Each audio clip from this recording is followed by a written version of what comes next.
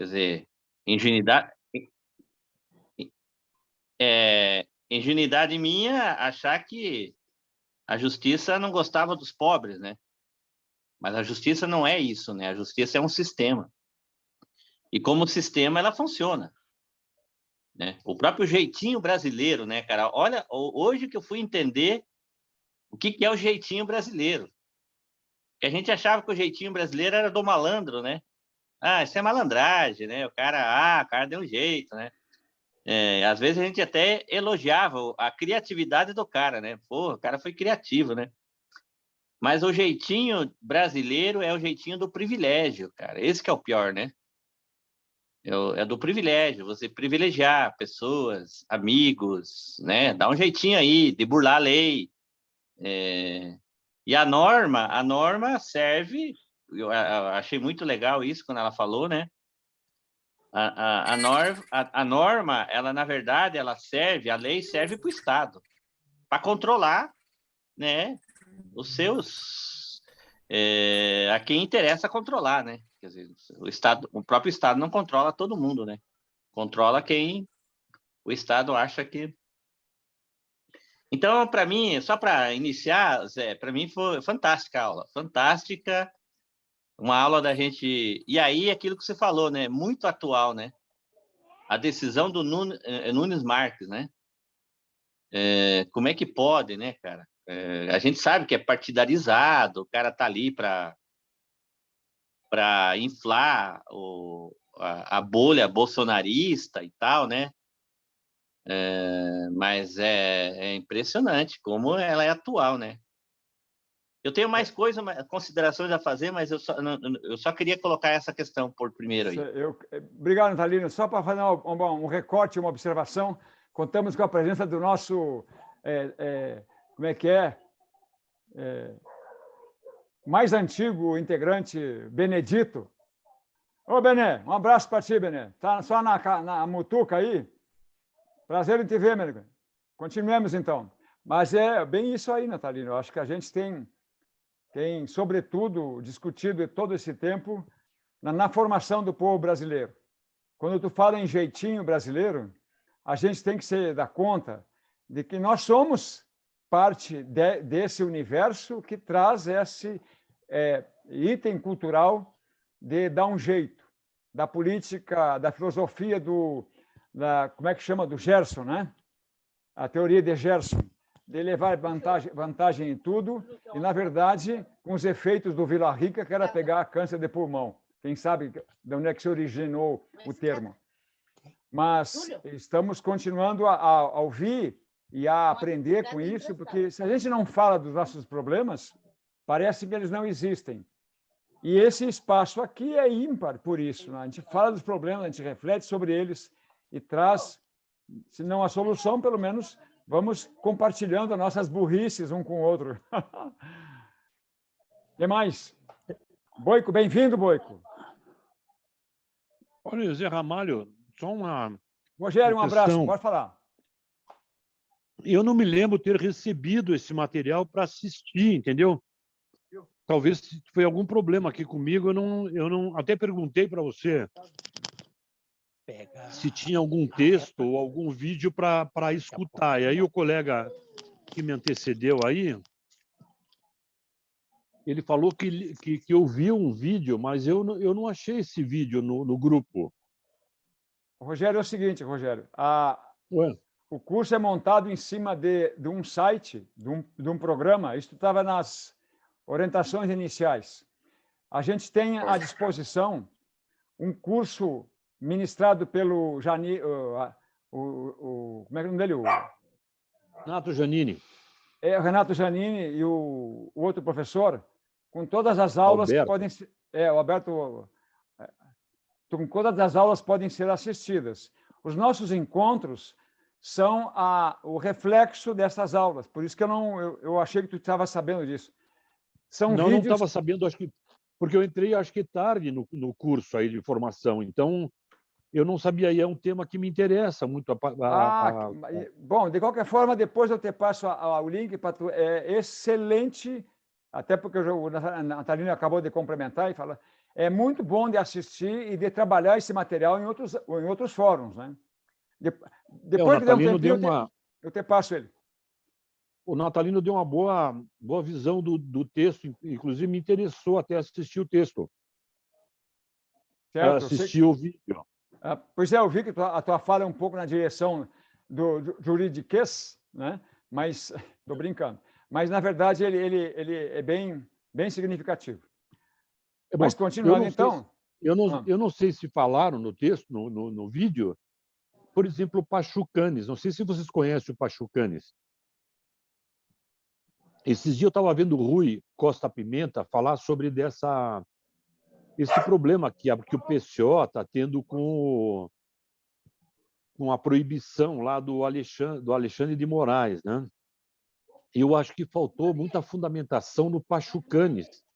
Eu acho que vocês conhecem esse autor Pachucanes, é um autor pouco conhecido, mas ele deveria ser mais explorado quando se fala de justiça. Muito embora o Pachucanes tenha sido mandado matar, quem mandou matar o Pachucanes foi o Stalin, né? O Stalin não estava concordando com as posições do Pachucanes.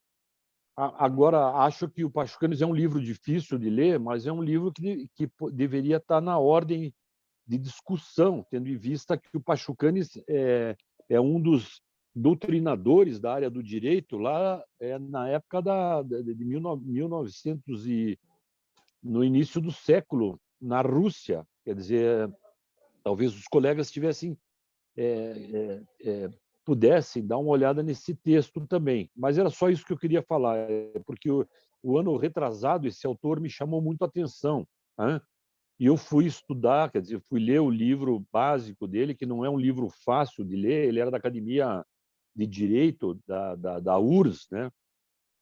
Mas é um texto que deve ser enfrentado pelos colegas, porque ele tem bastante densidade na discussão e ele é um texto muito atual, ele não caminha na mesma direção que esses doutrinadores atuais, que são de direita, né? Vamos assim dizer. Eu acho que quem conhece muito o Pachucanes é aquele professor da USP, do Direito, lá da Faculdade de Direito, da São Francisco, que é o professor Mascaro, né? Ele sempre fala muito do Pachucanes, mas eu acho que num outro momento eu posso pegar um vídeo do Pachucanes e deixar para o grupo dar uma olhada em algum autor que faz um vídeo a respeito desse autor. Era só isso que eu queria falar, mas muito obrigado se você me enviar o link, Sim, Zé Ramalho. Pode deixar, Rogério. Alguém quer complementar? Eu tinha só uma coisa para observar, Rogério, é o seguinte. O foco da aula foi em cima da justiça no Brasil. E, inclusive, o Renato Giannini, ele faz uma observação para a professora, doutora, escritora, enfim, ela tem uma retórica bastante interessante. Ele faz um recorte assim, que a gente não poderia, em função dos alunos, entrar na filosofia do direito, porque a gente se expande muito. Então, eles focaram muito nas relações da justiça no Brasil, né? Na questão da atualidade da justiça. Nem tocaram na questão do tempo do Império, mas o perfil imperial, sim, da justiça atual. Eu achei interessante por isso, porque por mais que ela falasse, e fala muito a mulher, é uma coisa séria como ela fala, o foco foi mantido sempre. Então, como é importante as pessoas terem essa prática da pedagogia, né? Para poder falar o assunto e não fugir daquilo, não ficar divagando. Porque se me deixar, eu fico divagando e daqui a um pouco estou no Rio Grande do Sul falando sobre churrasco, né? Mas é uma coisa interessante. Então, eu acho, vou depois, Rogério, sim, passar para ti o link do YouTube, inclusive, de todas as aulas, que dá um cenário bastante interessante. Mas então é isso. Todo o tempo foi falado sobre as nossas mazelas da justiça, e o que mais me chamou a atenção ali foi esses paradoxos, ou esses conflitos entre o mesmo tribunal, a mesma turma, e pior, a mesma pessoa em dois diferentes tempos que não são muito longe um do outro, têm decisões completamente diferentes. Justamente porque ficou marcado o conceito da justiça no Brasil de que eu, juiz, tenho liberdade que me faz fazer o que quiser. Inclusive, mudar a língua. De dizer que uma coisa que está escrita não é aquilo que o dicionário diz, é outra coisa.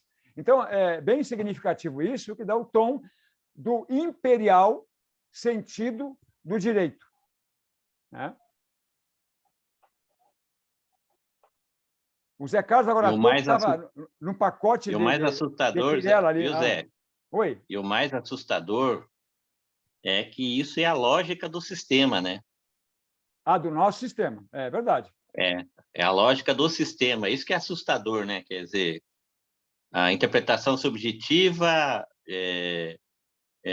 jurisprudências desiguais, né? Não.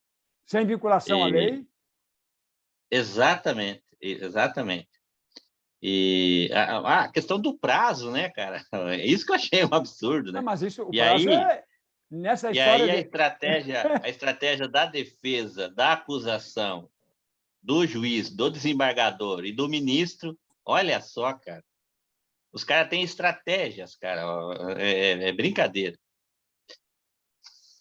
Para quem assistiu a aula e para quem vai assistir, o que nós estamos falando é o seguinte: isso que nós estamos falando, que eu vou falar agora, não é de achismo. É uma pesquisadora, uma professora, doutora com pós-doutorado em direito. Ela fez pesquisa com mais de 50 juízes e as declarações deles foram estas. Então, dessas declarações por exemplo, prazos. Um dispositivo legal determina que tal procedimento é obrigatório ser em 10 dias. Mas o Supremo entende que é pouco. Portanto, legisla e bota para 30 dias mais 30. Isso é um absurdo. Então, nós temos um texto legal, um ordenamento jurídico, e esse ordenamento jurídico, como todos nós sabemos, é conspurcado, prostituído, estuprado, e se faz... Os termos, para mim, são muito significativos. E se faz isso. Você muda a lei para os interesses, ou interesses, como dizia o Brizola, para momentaneamente. E a mesma pessoa que diz que tal coisa não pode, depois, agora eu compreendi que pode. Ou seja, se tinha uma lei anterior que dizia qual era a direção, não foi levada em conta nem num momento e no outro. Então, é isso que nós estamos falando. A lei e a justiça no Brasil é monetária. Infelizmente, é isso. Não adianta distorcer e falar é monetária. Quem oferece mais, leva. Não era para ser, mas é assim. Na realidade, o estudo é outro, mas no Brasil a justiça é monetária.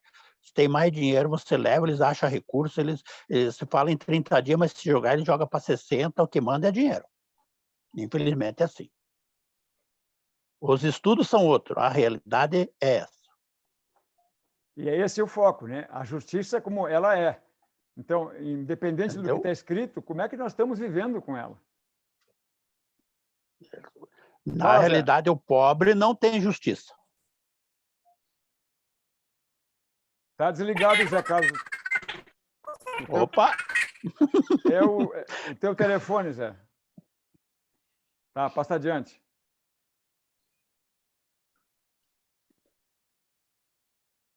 Bom, queria falar aqui, né, essa coisa que o Gil falou aí, que é monetário mesmo. Tem um processo na justiça, aí já é o segundo que eu estou. O primeiro trabalhista levou 10 anos e foi difícil. Agora eu estou em outro que precisa perícias e prova e eu não tenho dinheiro não tive dinheiro para pagar um perito. Aí ficavam os peritos entre eles, um passando para o outro e dizendo que quando é justiça gratuita, que é o meu caso, não pode atender. Porque eu tenho de demorar hoje, tenho algum recurso aí do meu sogro, mas tenho de morar por causa do que o meu pai deixou a casa para mim. Senão eu morava no Rio de Janeiro de aluguel. Aí vim para Curitiba.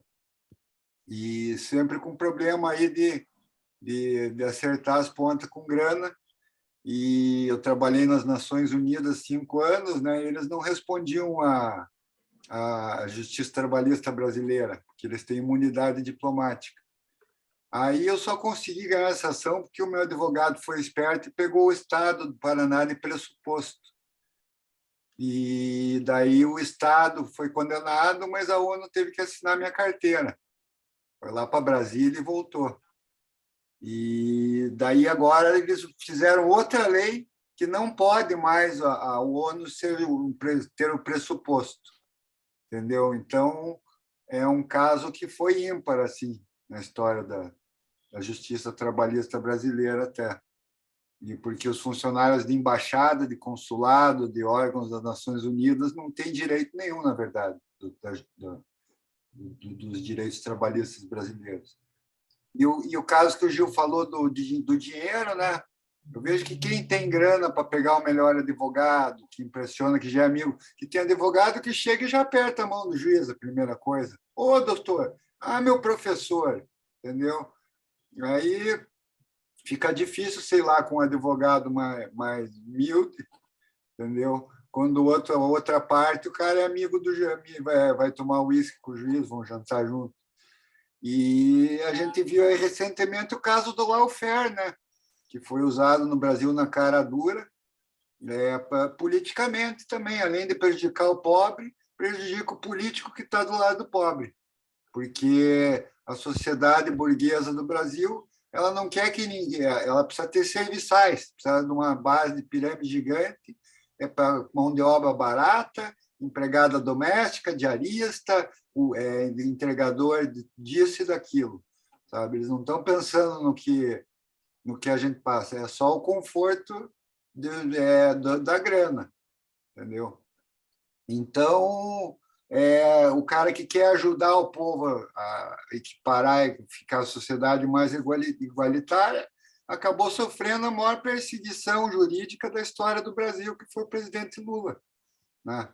O maior caso de se usar a justiça para prejudicar uma pessoa, um partido politicamente e impedir o cara de participar das eleições. E, no fim, se comprovou que o juiz era parcial, então foi tudo anulado o processo. Quer dizer, dizem, o Lula não foi inocentado. Mas não, foi anulado. Quer dizer, não tinha nem valor legal aquilo ali. E rodaram o mundo inteiro e não acharam 50 centavos do Lula, do Instituto Lula, da Dona Marisa, que Deus a tenha, em lugar nenhum no mundo. Então, como é que funciona a justiça no Brasil? É os muito poderosos e grana mesmo. Esse comercial hoje que o cara do Bradesco, que está rodando na internet, é assustador. O presidente do Bradesco fazendo campanha para o Exército Brasileiro, para os jovens se alistarem, dizendo que ele é o tenente não sei o quê.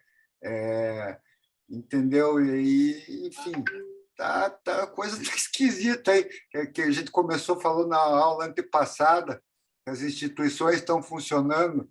Elas estão funcionando de porta aberta, né? Porque, na verdade, o Zé Ramalho falou tudo aquele dia, não estão funcionando, e o judiciário é um deles, porque são pilhas de processo, entendeu? Criminal corre mais rápido, mas, mesmo assim, o cara é pego lá com umas buchinhas de pó, o outro assassinou alguém, e vai para a mesma pilha. E essa questão de droga não foi, o processo não anda lá no STF, ficou arquivado, foi pedido vista do quanto a quantidade a pessoa podia aportar. Enfim, são vários pequenos delitos que vão atravancando, o Rogério deve saber bem disso, o andamento dos outros processos na área, não só criminal, como civil, de fazendária, tudo, porque o cara deu um cuspe na rua ali, tem um processo, sei lá. É complicado e é só quem tem dinheiro que ganha, que consegue a agilidade da justiça. Justiça é célere para quem tem grana. Muito bem, estresse. Zé, pode falar, Zé. Vamos ver se agora funciona. Funcionou? Tá, tranquilo, vá. Eu chamei um técnico aqui.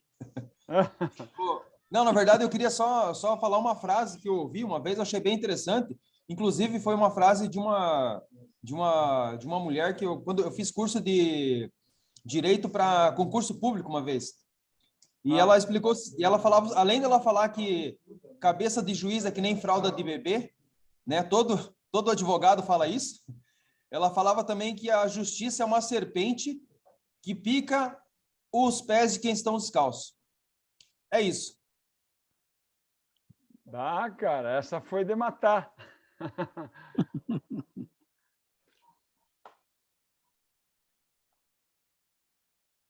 Ele está lendo um livro lá, eu acho. Diga, Boico. O Zé Carlos está lendo um livro lá, eu acho, da serpente. Da serpente. Eu acho que a questão da justiça no nosso país tem os intercápitos. O bem rico consegue, o bem pobre é condenado, né? É simplesmente isso. Não tem como um fundamento. Se você pode pagar um bom advogado, o crime torna-se libertado para o que é o criminoso, e o que não é criminoso é o condenado. É só inversão de valores. Você vale o que você tem no bolso. É assim a justiça. É mais ou menos, Boico. Obrigado. Concordando contigo, Boico. Esse foi um recorte que eles fizeram em relação à discussão de quem tinha roubado 2 desodorantes e estava preso, e quem tinha surrupiado uma picanha, com tudo que representa a picanha pelo preço, estava solto, no mesmo sistema judicial. Né? Você vale o valor que você roubou. Outra coisa que chamaram a atenção foi o fato de que uma decisão de São Paulo, ela comparou, né? Uma decisão em São Paulo, reformada no Rio, e era uma questão de pagamento dos peritos, que agora há pouco o Stressler falou, e que Mato Grosso entende diferente. Então, a coisa da justiça em cada lugar, cada cabeça de juiz, como diz o José Carlos, foi o que mais saiu, ficou claro na aula, foi essa imensa variedade de decisões em cima da mesma coisa. E como isso fica difícil, quem tem mais condições de argumentar, de gritar e falar, ganha. Quem não tem os pés descalços, como diz o Zé Carlos, né? A cobra vai picar em quem não tem sapato. Eu acho que as metáforas são importantes. Continuando, então. Mas você falou no início, na sua fala, que eu acho que é uma coisa mais que a gente precisa aprofundar, e senão a gente vira panfletário. A justiça ou o sistema de justiça como uma expressão da sociedade, né? Claro que a expressão da sociedade ela traz uma diversidade de coisas, né? A sociedade ela não é uma equação matemática, né? Ela é complexa, ela tem uma complexidade, e aí ela é cultural, ela é histórica, as relações sociais, de colonização, de exploração. Eu acho que isso é importante para a gente entender. No início da tua fala, você falou isso, né? Que é uma expressão, né, da sociedade, da cultura, da questão até da religiosidade, né? E é isso que é importante a gente entender, porque, claro, é um processo de dominação, né? O sistema judiciário, ele mantém o status quo, mas ela mantém a ordem em progresso, né? Ela chegou ao cúmulo de falar que teve juiz que, às vezes, não dava uma decisão ou eu não sei como é que fala quando dá o tempo de prisão lá, de condenação, por conta de que ele poderia ser chamado de positivista. Você vê que uma coisa é tão subjetiva que, né? Mas, para além dessas questões mais menores, eu acho que a gente precisava entender o direito e a justiça como uma expressão da sociedade. E é evidente que nós vivemos numa sociedade escravocrata, né? Fomos fruto disso, histórico, e racista, e assim vai, né? Eu acho que todas as relações que a gente vive de dominação e de exploração, ela tem a expressão na justiça, né?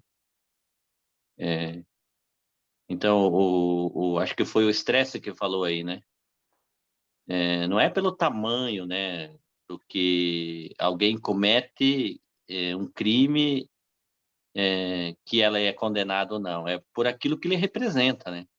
Quer dizer, o que que o Lula representa, o que que o Temer representava, ou representa, o Aécio, e assim vai, né? A sociedade, ela tem essa simbologia de expressar, né, o seu próprio perfil, né, de como ela é composta.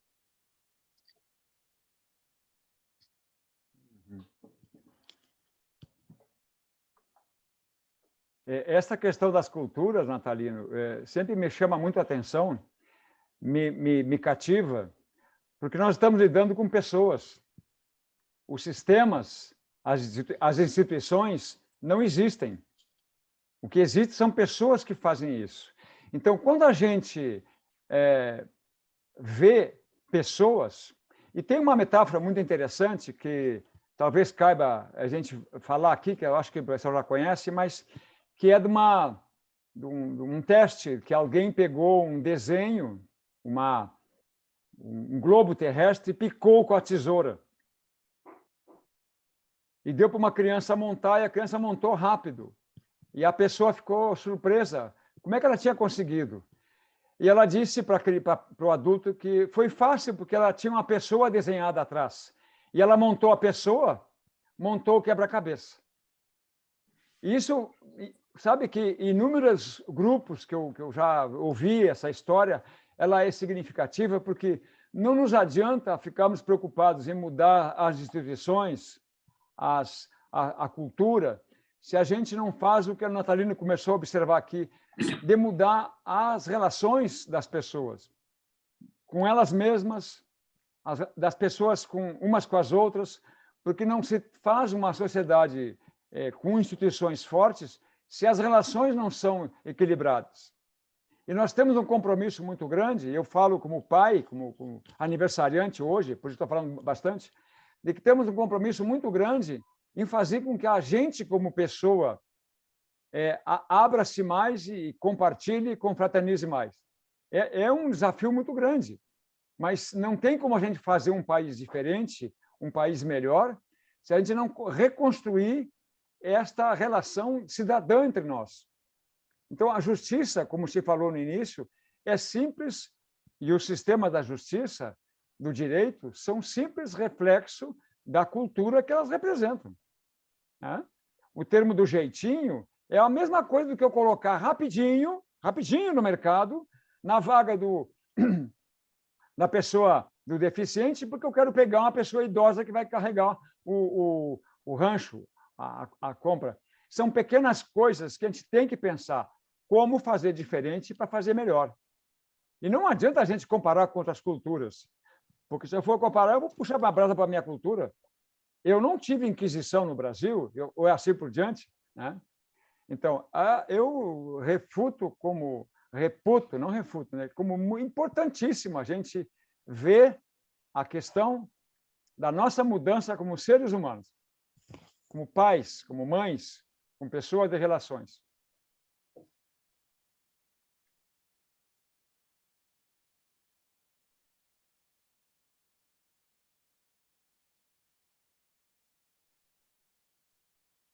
Tá bom, AJ. Posso falar? Estamos ouvindo. Fala, Boico. Eu penso que tudo tem um porquê. O porquê eu acho que nós deveríamos, todos nós, deveríamos voltar naquele velho jargão que nossos avós, nossos pais antigos falavam. Nós temos que voltar a diferenciar o que é direito e o que é deveres. Quando nós começarmos a botar isso de volta nas vidas de todos nós, acho que dá uma mudança, principalmente na justiça. Que a justiça, ela tem deveres para um e direitos para outro, né? Então, nós temos que pregar isso na nossa conjuntura de vida também. Direitos e deveres. Quando a gente diferenciar tudo isso, a gente consegue viver melhor.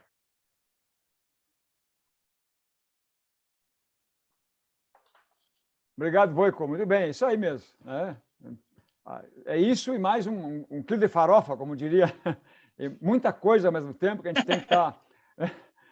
Porque é tudo inclusive. Eu estava afirmando outro dia para meus filhos, dizer algo sobre alguma coisa de forma incompleta não é que esteja errado, está incompleto. E o nosso desafio é aprendermos o argumento para defender esse ponto de vista. Mas tá certo, Boico, eu acho que é por aí mesmo. Diga, fala, Estresse. Eu queria falar, né, que eu fiz um estudo uns anos atrás sobre essa coisa de justiça e de leis no Brasil, para publicar no meu blog lá, quando eu morava no Rio na época ainda. E eu descobri que tem são quase 8.000 leis no Brasil, entre normas municipais, de todos os municípios, estaduais e federais. Então, cada município tem um código de leis, cada estado vai ter um código de lei. Tipo, aqui eu estou numa Constituição do Paraná e a Constituição do Brasil. Quer dizer, essa aqui é superior a todas. E é por isso que existe o STF, e o STJ, o STF, as instâncias superiores, e chega até o STF. É para fazer valer isso aqui a lei. O resto é o resto. Pode ser desde a Convenção de Condomínio até passando pela Constituição do Paraná, não interessa o que está escrito aqui. Se o que está escrito aqui é interpretado de uma forma diferente, vale o que está aqui. Entendeu? E é isso que a gente fica sendo jogado aqui nesse país, que os caras condenam em segunda instância, eu acho um absurdo. Eu acho que a pessoa ser condenada a pagar uma indenização, ou mesmo a receber qualquer coisa, entendeu? A não ser que seja caso alimentício, que seja uma questão de urgência, assim, médica ou alimentar, tem que ser julgado em todas as instâncias, tem que ter celeridade, porque é a primeira instância, aí vai para a segunda, aí você perde, aí vai para a segunda manda para a primeira de novo, começa tudo outra vez. E se você perde, você recorre de novo para a segunda.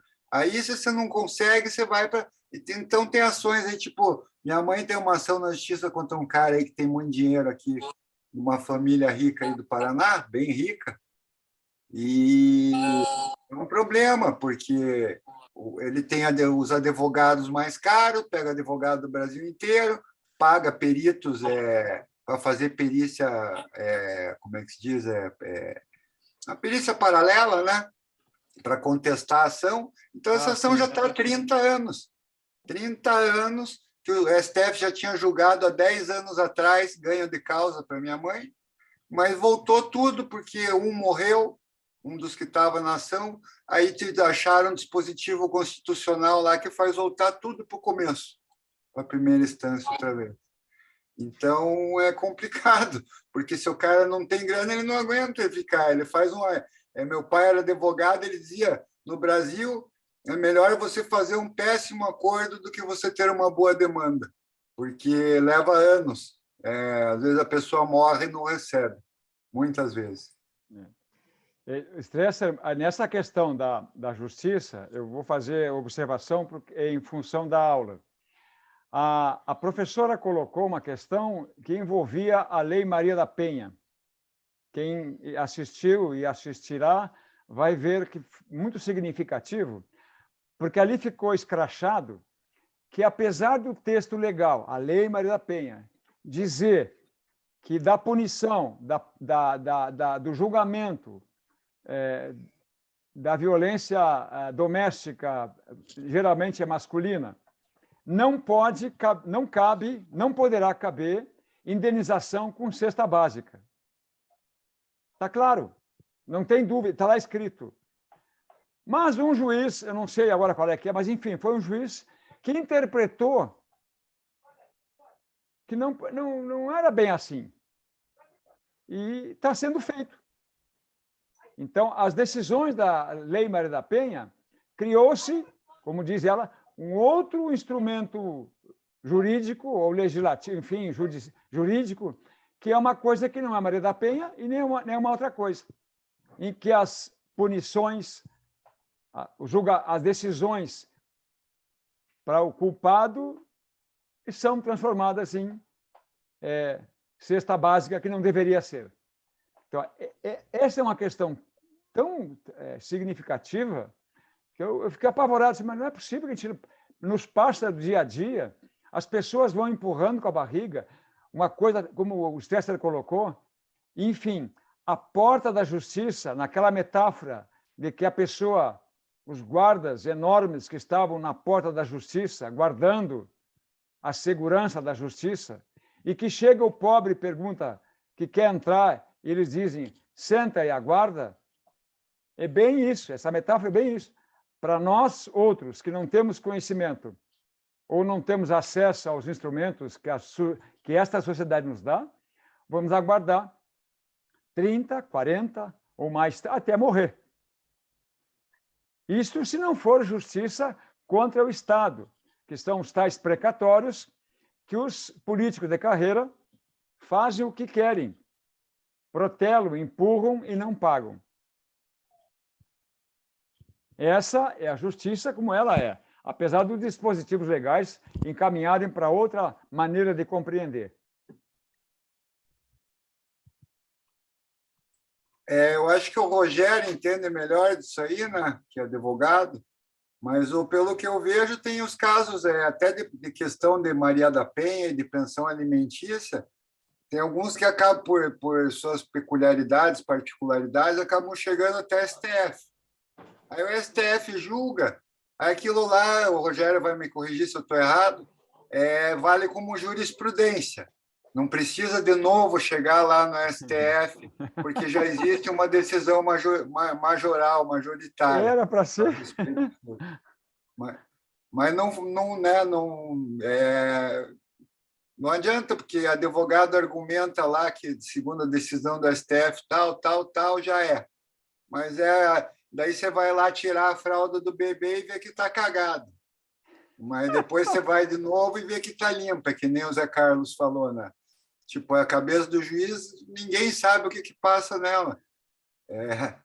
Se o cara no tipo da pessoa, se ele é nomeado, se ele foi de carreira.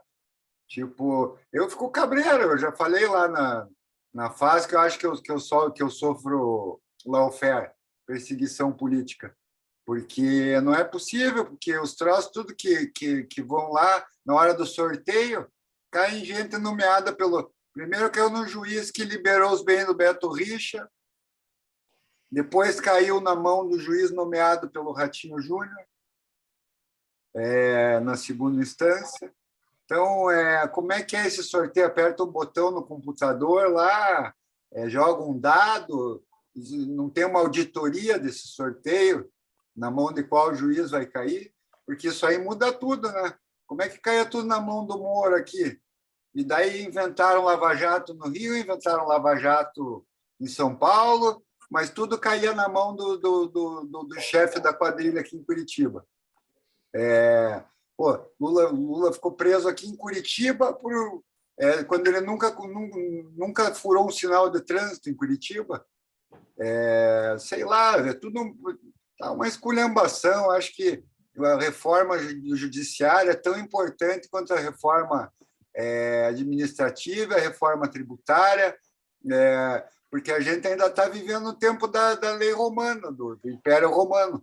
Tipo, o direito romano aqui, né, que aplicam o Bretão lá nos Estados Unidos, na Europa, não sei onde, mas aqui parece que a gente evoluiu muito em tecnologia, mas o processo continua lá uma montanha de papel, mesmo sendo eletrônico. Então, não entendo disso aí. Eu queria que algum advogado, até como aproveitar o Rogério estando aí, explicasse, porque eu não tive tempo de assistir a aula inteira, como é que pode ser tão moroso isso e como é que, né, tantas instâncias e vai e volta, sendo que já tem a jurisprudência lá do STF definida. É só isso.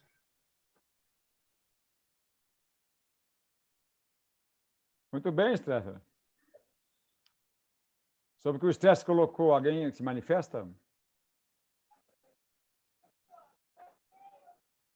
Tem uma passagem da aula, o Stresser, que os professores citam o caso, justamente esse, de que, apesar de chegar, a jurisprudência, na verdade, na prática, não funciona no Brasil. Porque os juízes, segundo ela diz, advogam-se ou arvoram-se de uma liberdade total para julgar como quiser, a ponto de dizer o seguinte, palavras da professora: se não tem lei, a gente interpreta e faz. Nós, da justiça, juízes, estamos para fazer a justiça. Eles não são operadores da mesma. O testemunho deles, eles fazem a justiça. E se ela não existe enquanto escrita, eles fazem. Então, realmente, fica um sistema bastante complexo para nós, que somos cidadãos comuns. Essa é uma questão que tu levantou agora, de que mesmo que chegue no STF e alguém decidir, um juiz pode dizer diferente. É só pegar as decisões da Lava Jato. O Fachin disse uma coisa uma semana e disse outra na outra. Então, o que move eles? Não é o texto legal. Ficou muito claro hoje, pela professora, a lei não constrange a sociedade brasileira.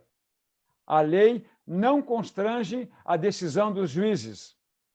Ora, quando uma professora, pesquisadora, cheia de treque-treque, que nem disse o Lula, né?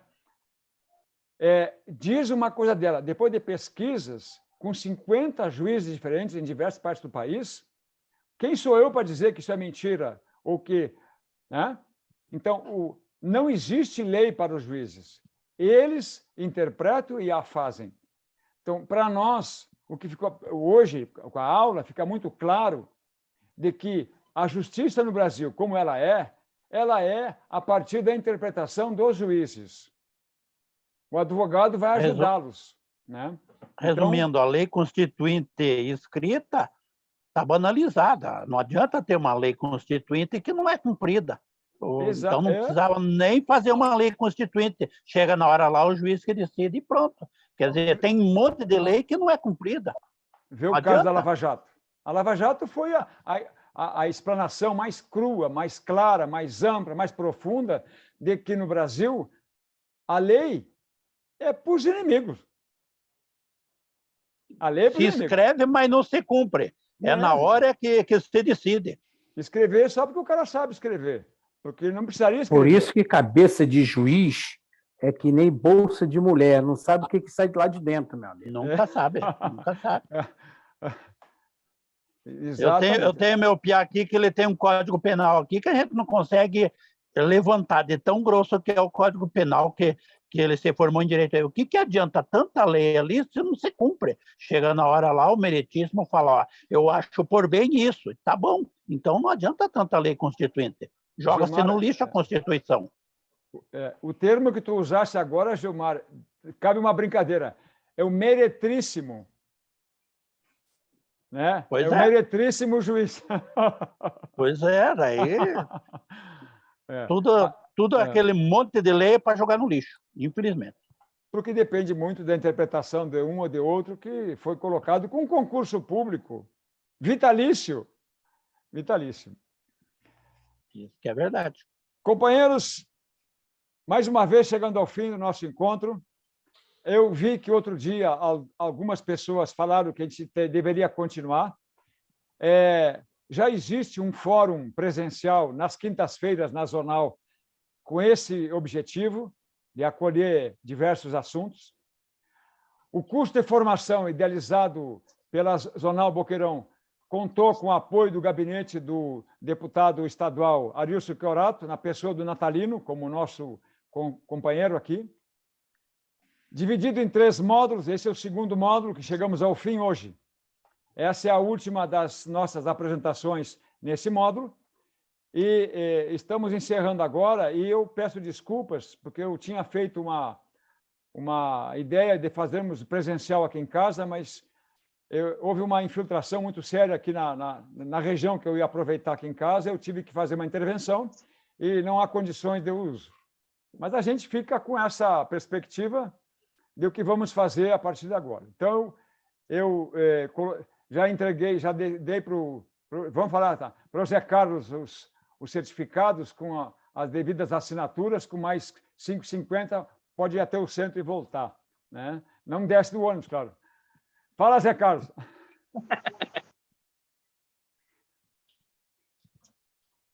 Não deu para escutar. Está desligado o microfone. 5,50 só vai, Zé, não volta. Mas não desce do ônibus, eu falei. Não, Zé, na verdade... Não, mas tem integração. Na verdade, eu queria fazer uma pequena homenagem. É circular. Espera aí, homenagem. É para um de nós aqui, para homem. Aniversário hoje aqui!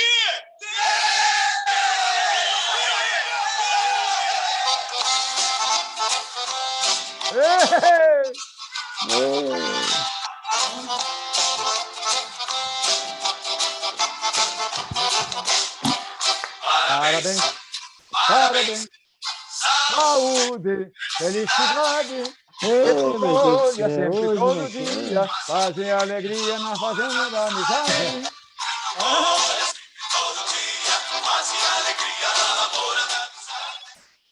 Isso. Muito obrigado, Zé Carlos. É isso aí. É bem isso mesmo. Sabe que é muito cantado, muito cantado. Uma observação que foi, te agradeço mais uma vez, mas eu tenho que pegar o gancho. Na apresentação, na visita de Lula a Porto Alegre, lá é lei. Quando é cantado o hino nacional, depois é tocado e cantado o hino rio-grandense. Mas já tem uma questão polêmica, né? Porque o hino já foi capado, são 3 estrofes, já tiraram uma ao longo do tempo e agora a segunda não cantam porque fala sobre escravo. Eu E fiz a uma próxima reflexão. vão tirar tudo. E eu disse, daqui um pouco vão capar e vão botar uma canção militar Yankee, no mínimo. Não estou capado até os escravos lá já. Mas Podia colocar pode colocar essa do parabéns aí, Zé. Não, é que o pessoal canta muito aquele canto alegretense, né? Aquele o pessoal gosta muito de cantar também.